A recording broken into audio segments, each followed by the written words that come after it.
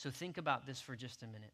A week earlier, Peter is around a charcoal bonfire where people are saying, hey, don't you know Jesus? No, I don't know Jesus. Don't you know Jesus? No, I don't know Jesus. Weren't you with Jesus? You're one of them. No, I wasn't with him. I don't know that guy. 3 times he denies even knowing Jesus.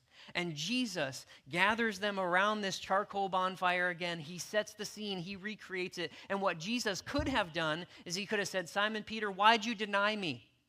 Simon Peter, why did you back away from a little girl asking you if you knew me or not? Jesus could have rubbed Peter's face in the fact that he was guilty, he was shameful, he had done something wrong against God, but instead of doing that, what Jesus does is so beautiful, and it's what he does for you and for me as well. He draws Peter in and meets him in his guilt and shame, and he offers him forgiveness and grace. He says, Simon Peter, do you love me more than these? And in this first instance, when he's talking to Peter, he uses the Greek word for love, the word for love, agape, which means unconditional love. He says, Peter, do you love me unconditionally? And what does Peter say? He says, Lord, you know that I love you. But Peter doesn't use the word agape here. He uses the word phileo, which means brotherly love.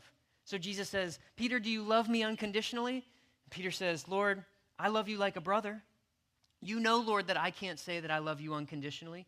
You saw me a week ago when I denied knowing you. My love for you was not unconditional. When people came to me and said, do you know this guy? I denied knowing you. There's no way I can tell you face to face, God, that I love you unconditionally the way that you have loved me. And so Jesus asks him a second time. He says, Peter, do you love me?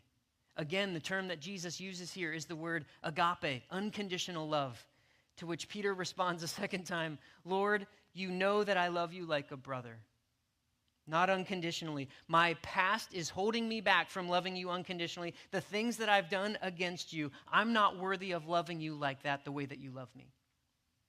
And Jesus, knowing right where Peter's at, uses this as an opportunity for Peter to see that he forgives him and he still wants to use him. He meets him right where he's at, and he says to Peter, Peter, do you love me like a brother?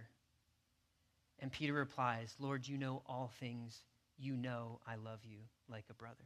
And after the third time of Jesus asking him, a light goes on in Peter's mind, and he says, Lord, I denied you 3 times, and these 3 times you asked me, do you love me, is your way of saying, I've seen everything that you've done. I know all of your faults. I know all of your mistakes, the ways that you've screwed up, the ways that you've denied me. And even in spite of all that, I still love you and I still forgive you.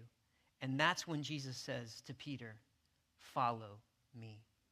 After all of that, after all the things you've done, after all the ways that you've hurt or denied me, I went to the cross to die for you, and I'm forgiving you of those things. And even though you're imperfect, Peter, I want you to follow me.